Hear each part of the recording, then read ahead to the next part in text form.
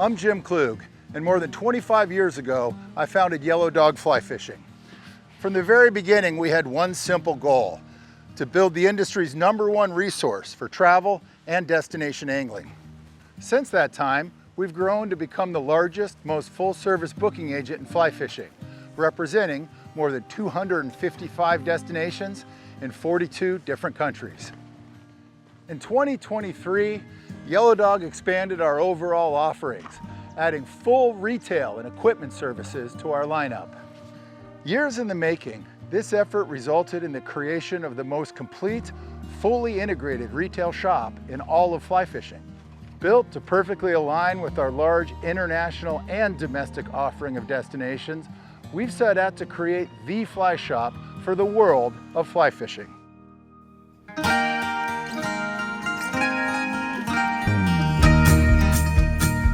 No matter where in the world you're planning to travel and fish, our goal is to equip anglers with the right gear, fly patterns, and equipment, while also offering incredible service and legitimate insider knowledge on our website and in our Bozeman-based fly shop.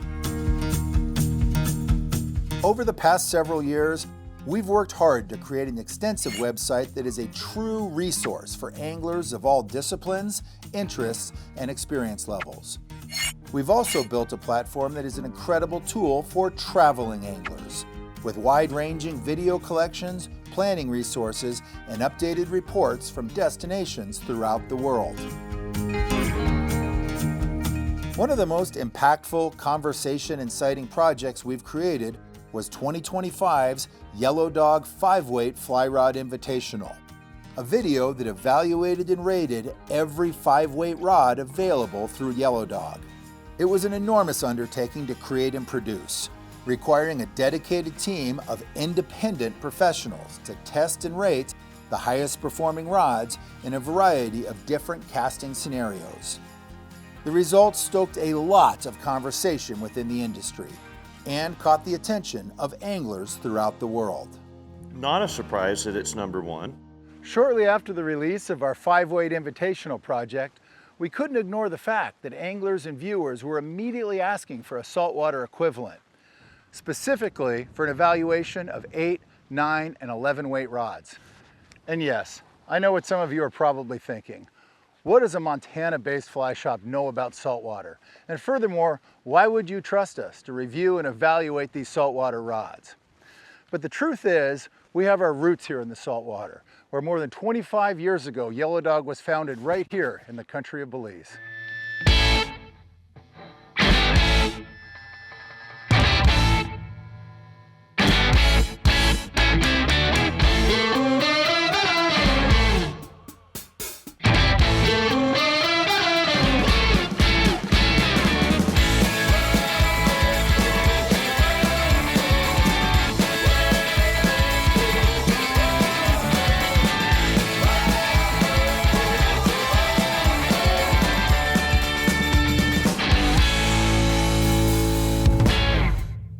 Upon arrival in Belize City, our crew quickly transferred by boat to Turneffe Atoll, where owners Craig and Karen Hayes had extended the opportunity to run our entire casting project out of legendary Turneffe Flats Lodge. Turneffe Flats occupies a prime position on Turneffe Atoll, one of the most intact and productive flats fisheries in the Western Hemisphere. Combined with a seasoned guide team and a full slate of lodge amenities and services, Turneffe Flats has long been recognized as one of the Caribbean's most respected saltwater destinations. To properly test and evaluate these saltwater rods, we invited an elite lineup of independent casters, 3 well-known, accomplished industry professionals who truly know saltwater fishing and have years of experience testing and evaluating equipment. And that's a major component of this entire project, that these individuals are fully independent from Yellow Dog, and all 3 are participating in this invitational without compensation or any sort of directives regarding results.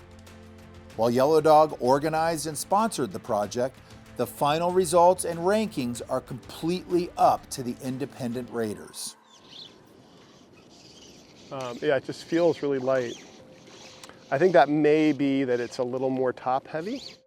A resident of Key West, Nathaniel Linville owns and operates the Angling Company, one of the premier flats fishing outfitters and fly shops in the country.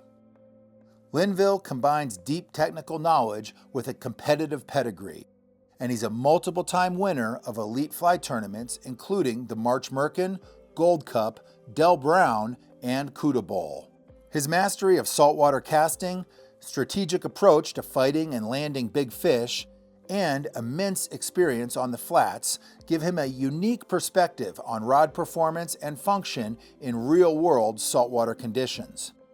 Nathaniel has become a well-known name in the sport through his writing, fly casting instruction, and holding a number of IGFA fly rod records for permit and tarpon. Okay, I'm gonna go right side, blue target. Ian Slater brings a lifetime of fishing passion, competitive spirit, and deep flats experience to the Invitational. After an early career that included years in professional hockey, Ian redirected his energy towards flats fishing and quickly became one of the most respected guides in the Keys. This is a rod that I felt like I had to put very minimal into it. Along with guiding anglers on bonefish, permit, tarpon, and other saltwater species, Ian has also notched a number of major tournament wins and has been guiding at an incredibly high level for years in one of the world's most challenging fisheries.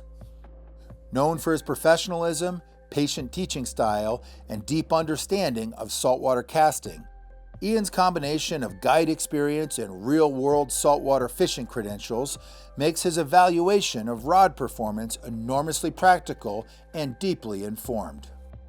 Right-hand side, 70 feet. I thought it would blow over there. It didn't. It's got good line speed, so it doesn't get affected by the wind so much. Yep, it's nice and close. Let's go medium. Our final caster is Brian O'Keefe, a legendary angling personality whose life and career have been shaped by a profound love of fishing and storytelling. And I've got to stop it or it'll go too far. Brian's life reflects a relentless commitment to fishing, not just as a pastime, but as a core way of engaging with the natural world and crafting narrative around angling experiences. Brian's technical perspective emphasizes how technique, intuition, and experience intertwine with skill development. He brings years of accumulated insight, perspective on gear performance under real conditions, and an ability to articulate those experiences in ways that resonate with both experienced anglers and those who are just starting out in the sport. I think this is actually perfect wind scenario. Yeah. It's puffy, it shifts a little bit, it's very realistic. Sure. You don't want to have it too perfect. Building from the foundation and takeaways established with our original 5-weight project, we will dedicate a full day to testing and evaluating each saltwater rod weight. Each day, the casters will navigate a course designed to best simulate the typical casting scenarios encountered while on the flats, be that tarpon with the 11 weights, permit with the 9s, or bonefish with the 8s. To take it a step further and create as similar a scenario for each caster, each rod weight has been paired with a matching weight reel and the same exact fly lines, leaders, and flies. During the evaluation, our casters will be joined by a recorder and note taker to assist with recording notes specific to each rod's performance and to track each rod's respective scores. Within the evaluation, each caster will follow the same exact sequence while casting the rods at various distances within an environment that mimics the typical conditions a saltwater angler may face. At the end of each day, our production team will then tally the results and reveal the top cumulative scores and performance numbers to our casters. At that point, we'll lean into the conversation and listen in as they compare their notes and discuss the top performing rods in each category.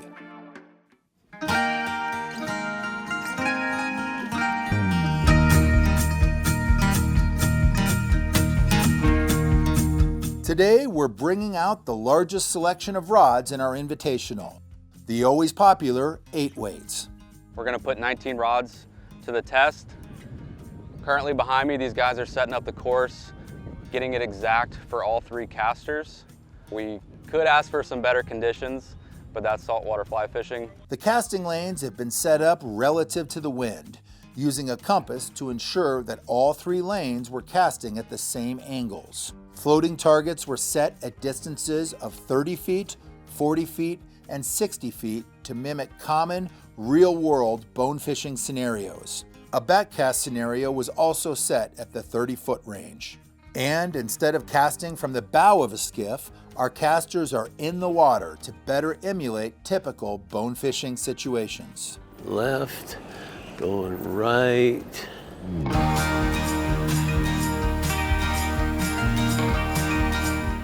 Each 8-weight rod is paired with a Hatch 7+ fly reel, a Scientific Angler's Balance Taper Weight Forward 8 fly line, and an Umpqua Linville tactical leader.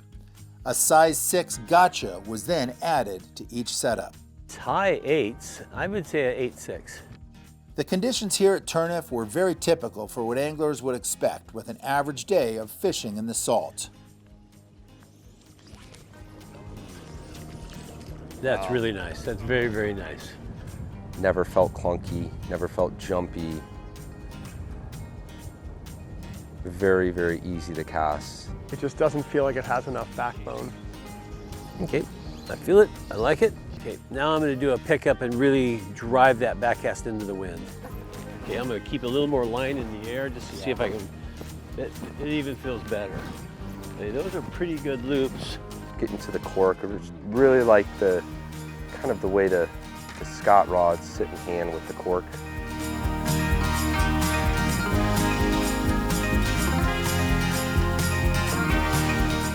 It's kind of like a turbo. You know, when you get the right amount of line out, it wants to really accelerate and go. So this is a high line speed rod. And then distance was very nice, so 8.2.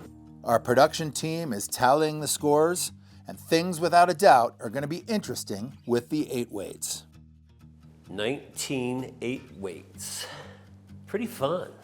I mean, they were so nice in hand. It was just a pleasure to cast. One thing about today, we had a consistent wind, almost same direction.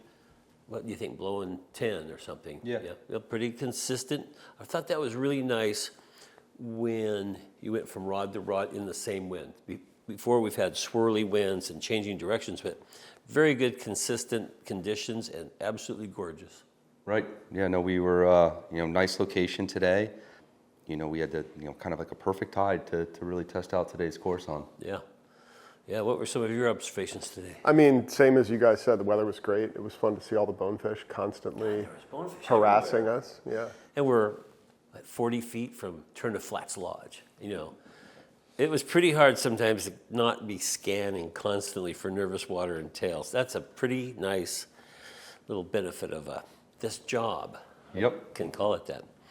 Well, again, I think we cast just some amazing rods, and if I could do the hats off to the designers and the companies that provided these, they're making some great stuff, and I bet our scores are just jammed up on top of each other. There isn't going to be someone who wins by 6 points or something. It's going to be 3/10 probably, something like that. So I'm looking forward to seeing how you guys rated them.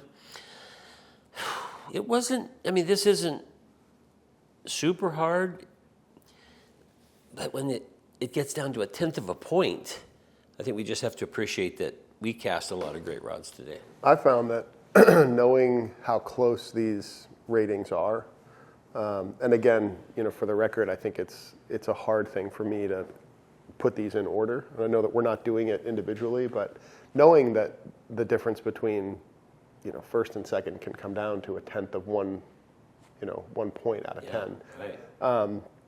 I found myself giving more thought to that today, trying to rate rods relative to one another, and not just trying to be more cognizant of it. And honestly, I think with the 8-weights, a lot of them For me, I felt like the rods sort of grouped into 3 different categories today. There was the clear, like, rods that did a great job, and then there were sort of the one click below that, and then there was and we can talk more about this, but sort of another tier of rods that I felt were a little bit slower than I would have liked. But in that top grouping, I felt like it was as close a race as I've seen. I was sort of impressed that maybe a third of the rods actually had quite a bit of flex. You could watch the rod bend, and it's common, say, with 35 feet of line out, to see the bend down to the stripper guide. So that's flex. I mean, these aren't broomsticks. There's some power in there. I think they're building rods that track straight. The accuracy was unbelievable today. You could slam that little buoy out there and just, I mean, it was really fun. But go ahead, figure out who number 5 is. Our number 5 rod is the G Loomis NRX Plus S. Okay. Yep, that is a nice rod. Well, I have 4 main talking points that I mentioned, and I described it as light in hand. When I was looking at a target area, if I just looked at it, and whether it's throwing a dart, throwing a baseball, throwing a javelin, whatever casting stroke I was using, if I just looked at the target, I cut that thing right in half. So it was very, very accurate. And I also do a little practice crosswind sometimes. And go. I'm gonna watch my back cast a little bit. Yeah, they're Still nice shapes, aren't they? yeah, very much so. Look at that, boom, on target. Geez, that's really good.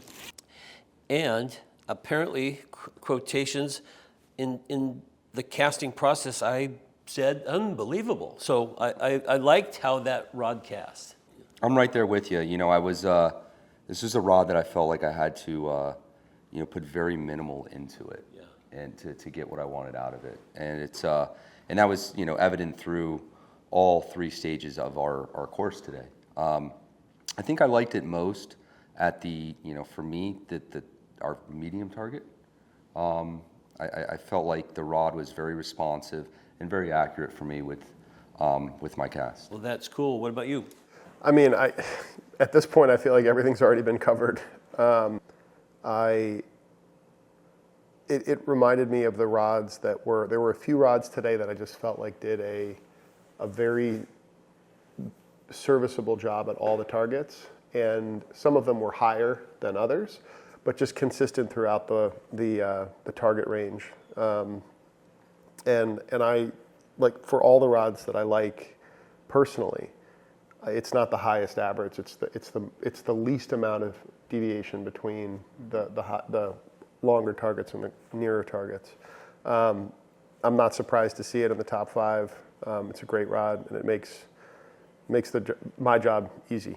So Yeah, and Ian, you said something that was interesting, because if you took probably all these rods at the medium target and the 70-foot target, well, they were all great, So then, talking to the scribe and to my guide, like, why did you like that one more than the other one? He said the same thing. I said, because I didn't have to work as hard. So they're great at these casts, but some are just easier. I think, at times throughout this process of casting some of these rods, I really had to, kind of change the way I casted, to manipulate the cast that I was hoping to get from it. Where with this rod, amongst a number of others, I felt like I could just kind of go at it the way I wanted to, and got exactly what I wanted out of it. Nathaniel, number 4. Number 4. Number 4 is the Hardy Marksman Z. Okay. 72.5 out of 90. Okay, 72.5. So that's it's a little bit bigger than a full point jump. And one thing I did with this rod, and with probably all the rods, but I really liked how this one worked. I was going, okay, nailing the target, super accurate. And I just went, oh yeah, this is super smooth. It's buttery, still super accurate, still good in the wind. You don't have to work super hard. Yeah, I mean, it's intuitive. It does the job that I'm asking it to do. An 8-weight is not just a bonefish rod for light presentation. it needs to have the backbone. Even if you are being delicate to a bonefish, it's not delicate to pick up 40 or 50 feet of line out of the water and make a back cast and do it quietly and efficiently. And so with that in mind, I think the two rods so far are absolutely in the pocket for me as rods that function as an 8-weight, because where you're fishing an 8-weight and where you're fishing a 9-weight are usually the same places, same depth water. Maybe you're throwing it for a different species, but the wind doesn't care. It's not like you pick up an 8-weight and the wind's like, oh, hey, I'll back off.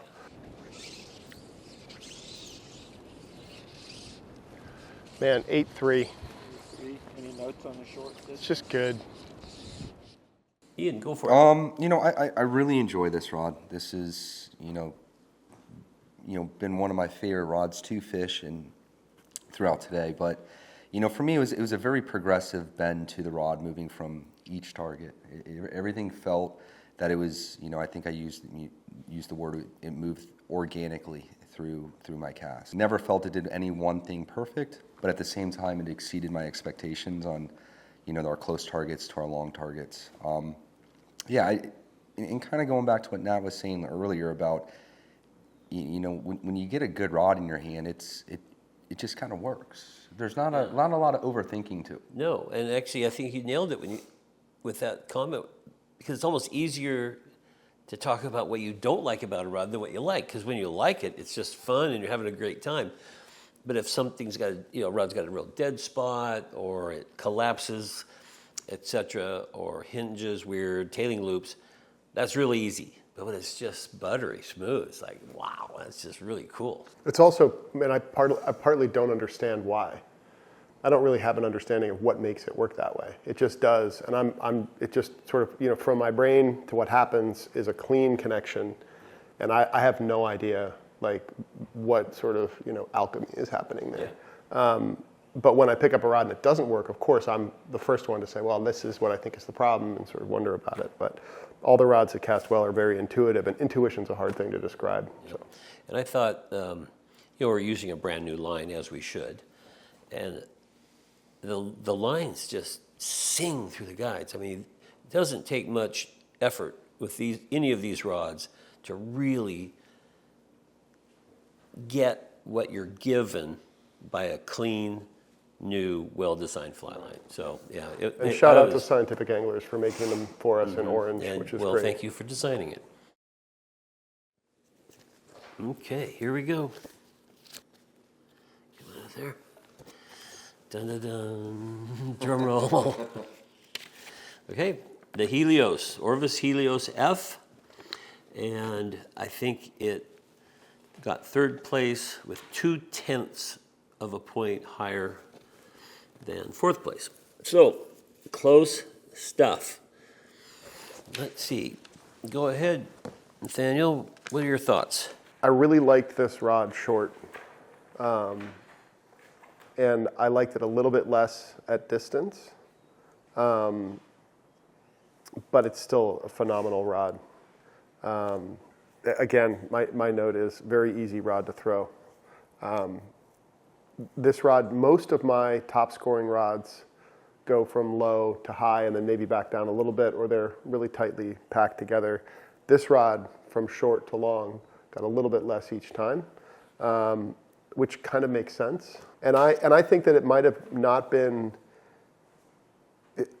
I think if it was not the type of caster that I am, I might have liked it a little bit more. I still liked it a lot. Yeah. Oh, yeah. But obviously, I just liked it. I mean, up close it felt.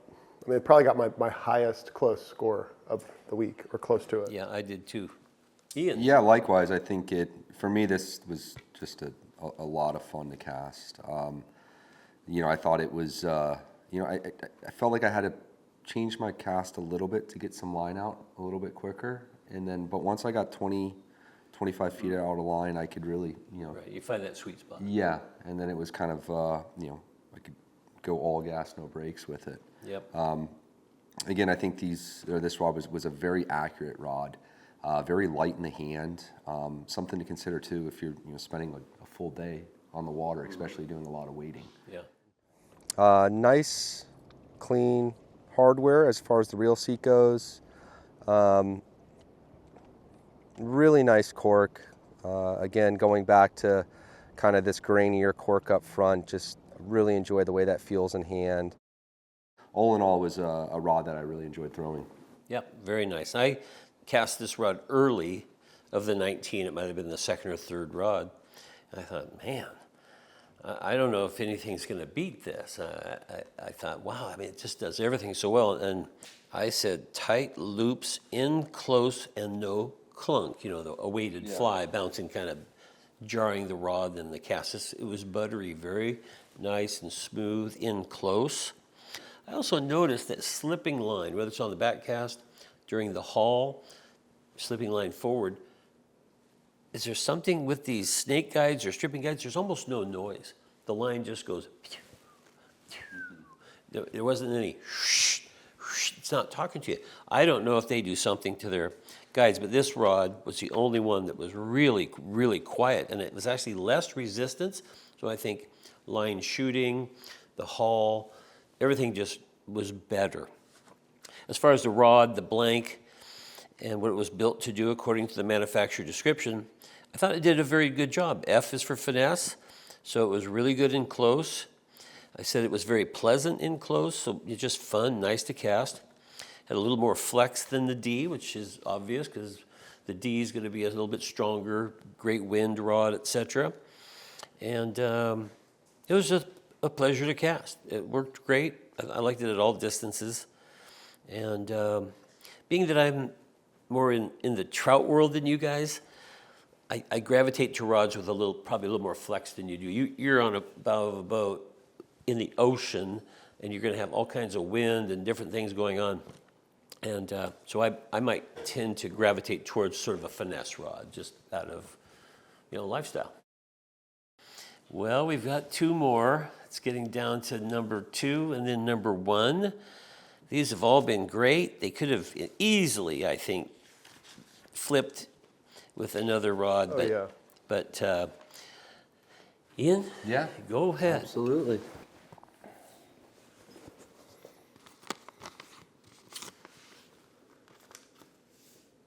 Okay, coming in as our number 2 rod, the Helios D.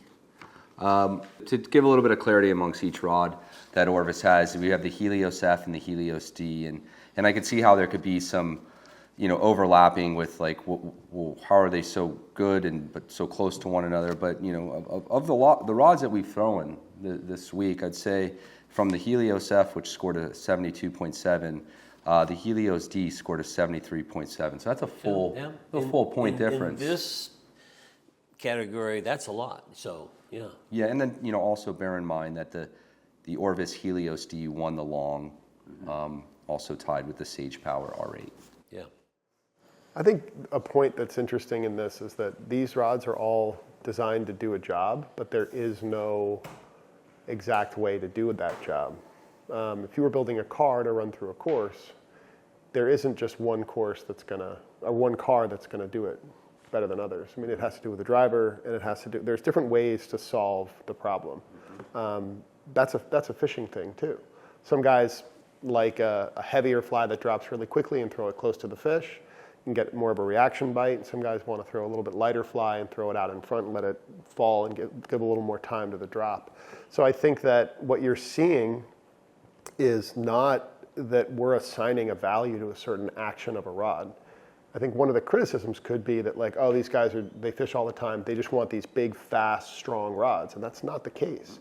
And I think this proves that the finesse, the Orvis Helios finesse, am I saying that right? Helios F is scored adjacent to the Helios D. They are very different rods, but they once you take those different rods and put them through all this rigmarole that we're putting them through, they actually come out next to one another. It's not as surprising to me as, and I mean, it's not as surprising as it could be. And I'll say this: these rods are very different. I mean, there's 2 ways to look at an 8-weight. An 8-weight is a fast freshwater rod, or an 8-weight is a sort of a slowed down and sort of miniaturized saltwater rod. I felt like the Helios F is the former of those. It felt to me, that to me is like a 5-weight that's been bulked up. And I like that, but it's a different feel. But this rod, to me, felt like a 9-weight that's been sized down. And what I really appreciate from a design perspective is this rod, and like all the other rods in this top 5. I mean, I'm guessing we haven't seen the last one. But barring some insane surprise, all the rods that are really highly rated, they, to me, feel like they're what they should be. They fit into the existing line of rods and the existing rod weights.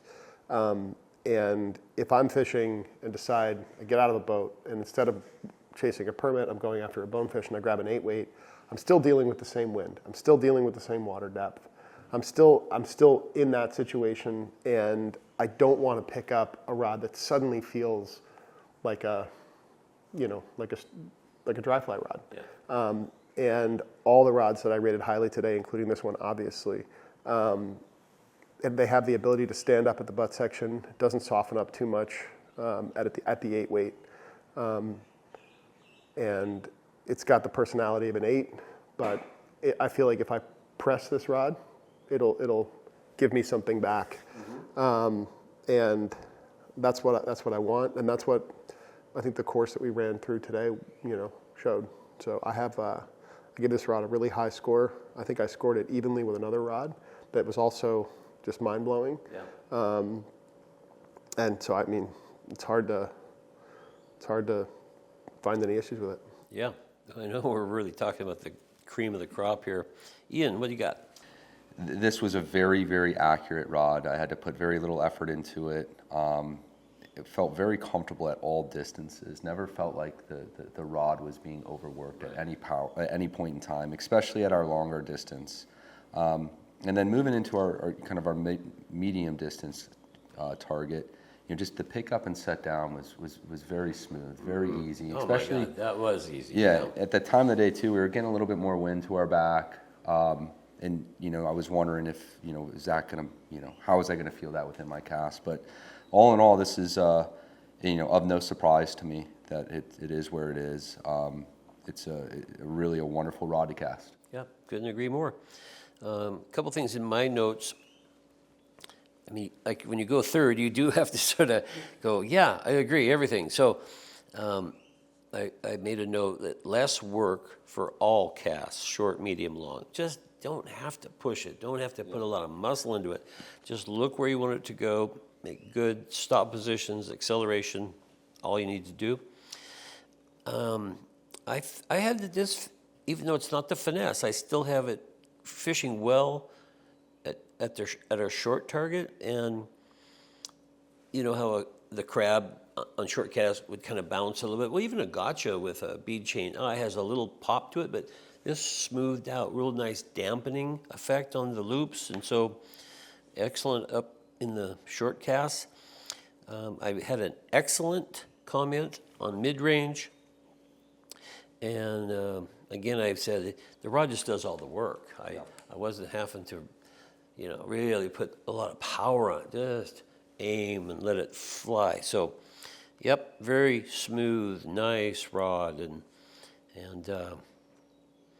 I don't know what our difference in scores are, but we're just, so close. These are all, you really can't lose rods. And it's interesting that they make the D and the F, and there's times, I do a lot of wade fishing when I go to the Bahamas and different places, and so you're not quite as free to move about as a skiff.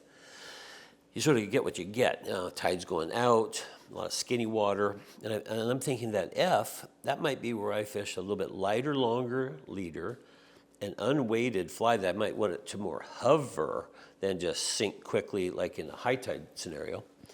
And, keep it just above the turtle grass, hover it near a fish, and that's where that finesse really comes in. I think the D would be a little bit deeper, maybe lead-eyed flies, stronger winds, but even saying that, it's not a muscle rod. You can finesse cast this rod. It takes, I think, all, decent casting styles and just makes them great. Who wants to do number one? It's got to be you, Brian. Brian, it's got to be you, Gotta buddy. be you. What? It has to be you. Really? Our captain. Number one, it's going to be a great rod, and these are too. So let's see what we got here. It's the G. Loomis Asquith. Sorry, I just have trouble with that. I'm going to do that over. Okay, number 1, the G. Loomis Asquith. Is that too much ass? All right, number 1, G. Loomis. Sorry. Oh my God. I did not want to be, I'm not going to be number 1. Alrighty, our number 1 rod, the G. Loomis Asquith, with a total score of 73.8. It won the short distance as well. Very, very good. Nathaniel. Yeah, I mean, it's clearly a great rod. It's cool to see a new rod that's obviously taking a risk do well, because that's obviously we want to encourage that as the beneficiaries of all the new stuff that comes out. We want to encourage development, and I think it's a really intuitive rod. You know, I think that my jury is still out on the reel seat, you know, integrated into the That's core. right. It's just different. Is that something you could get used to? Of course, yeah. I mean, people get used to all kinds of shit. I wonder how much that would have affected the score. I wonder if the grip is somehow changing the way that I cast the rod and it was a smart thing, or if it's actually lowering my score because it's new and I'm fixated on it. I mean, I'm sure that there must be a physical reason for that. It is very different feeling. And given that it scored so high, I feel a little more free to kind of examine that a little more closely. But yeah, look, it's an easy rod to throw close and far. And for me, again, the spread between my short, medium, and long, like the difference between them is minimal. And that's a really difficult thing. Not many rods did that. The rods that I liked the least had big drops in one direction or another. This rod is right in the pocket with a handful of others that were right in that sort of B+ at everything range, which is, you know, aspirational, I think. Yeah, definitely, I concur. I only have a 1/10 of 1 point difference between the medium cast and the long cast, high 8s. I didn't give any rod a 9 or higher, did you guys? No. So we're saying there's room for improvement, and it'll be materials, it'll be tapers, and we're looking forward to that. I think we're agreeing on a lot of the same principles and the functionality of these rods, but Ian, what have you got? Look, this was a really impressive rod. I thought it had a bunch of power. It was a fast rod, but I still felt like it was, you know, I could negotiate those close casts with ease. Really enjoyed it at our medium target, but the rod to me was just a lot of fun, and getting it out there at our long target was a lot of fun for me. And I did feel like I had to do things a certain way at times to get what I wanted out of it. Like, you know, not a ton of recovery in some situations, but once I got that line out there, that you know, you could hammer down on it and, you know, put it where you wanted. Oh yeah, and I think the distance cast with this rod, I give it an 8.7, meaning almost a 9, you know, so it's getting up there in rarefied air. This is a pretty strong tailwind, so we're going to get distance with anything. Yeah. But if you can make the right loop shape into the wind here, well, then you own it on distance. I said surprisingly good short. It was very smooth, very nice. I loved it long, and I said it had a lot of horsepower. So you can, under windy conditions or bigger flies, you can add power to that rod. It doesn't wash out or do anything. It just gets good, better, best. And I don't remember in what order this rod came. It might have been, say, my 10th rod or something, but at that point, I made a comment that was written down, best loops of any rod cast thus far. Really tight. Really tight. And they are absolute copies of each one. They're just exactly the same. That's the most consistent loop I've seen in all rods cast. Now we know that any project that sets out to compare and contrast different rods and different brands is going to create quite a bit of discussion and perhaps even a little bit of debate. We know there'll be some talk about who are these guys from Montana and what do they know about saltwater?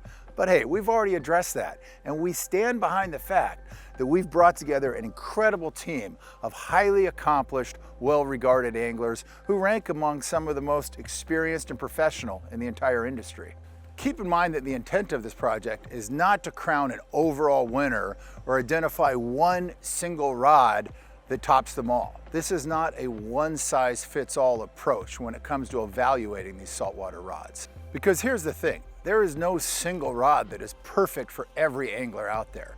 Just as there is no single rod that covers every application, distance, presentation, or fishing scenario. And we hope by watching this that you've learned a few things about how to evaluate the performance of a rod when selecting and researching your next 8-weight. Be sure to visit yellowdogflyfishing.com to explore these invitational results in full detail. This extensive online bonus information includes full details and individual scores for all rods that were tested. A special thanks to our casters, to our 3 guides, KP, Ed, and Mark, and to our incredible production crew of Chris Patterson, Brian Gregson, Carter Lyles, Aaron Wood, John Clark, and Kurt Erickson. A big thanks to all the manufacturers that agreed to participate in this invitational. A thank you to the Belize Tourism Board, and a huge thank you to Turneffe Flats for hosting us during our amazing week in Belize.